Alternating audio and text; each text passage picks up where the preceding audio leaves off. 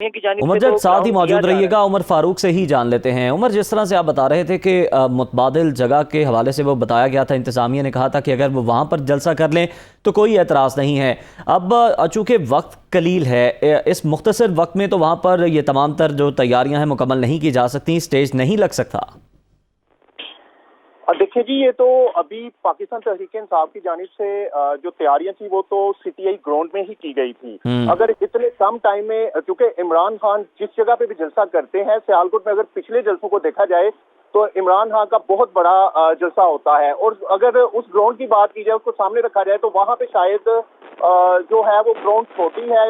और कल इस सिलसिला में मेरी उस्मान डार से भी बात हुई थी, और मैंने जब उनसे पूछा कि आप जो है मरे कॉलेज ग्राउंड में क्यों नहीं जलसा कर रहे और क्यों इस आप सिटी ग्राउंड में जो है जिला इंतजामिया के साथ आपने जिद लगाई है, तो उनका कहना था कि जो इमरान खान जब भी सियालकोट आए हैं और लाखों की तादाद में लोग जमा हुए हैं, इस वजह से हम जलसा सीटीआई ग्राउंड में ही करेंगे। इंतजामिया जो है इस वक्त अपने हथकंडे इस्तेमाल कर रही है और हमने इसी ग्राउंड में करना है। अगर कल उन्होंने ये भी खदशा जाहिर किया था अपनी प्रेस कॉन्फ्रेंस के दौरान कि हमें इस चीज का खदशा है कि यहाँ पे जो है जिला इंतजामिया क्रैकडाउन करेगी, और इसमें चाहे उन्होंने उस वक्त हमें बताया है कि अगर इंतजामिया ने क्रैकडाउन किया और मुझे ये खदशा जाहिर किया जा रहा है, मुझे गिरफ्तार कर लिया जाएगा, और मुझे कह रहे थे कि मुझे कोई इसमें मसला नहीं है, मैं इमरान खान के लिए मुझे अगर जेल में भी जाना पड़ेगा तो मैं इस चीज के लिए हाजिर हूँ जी।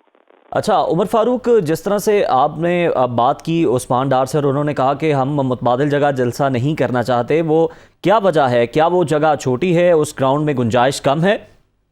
पाकिस्तान तहरीक-ए-इंसाफ का यही मौकफ है कि वो जगह छोटी है, उसकी मतलब जो ग्राउंड है वो छोटी है, वहां पे क्राउड जो है वैसे जमा नहीं हो सकता। इस वजह से हम जलसा जो है वो किसी बड़ी ग्राउंड में करेंगे।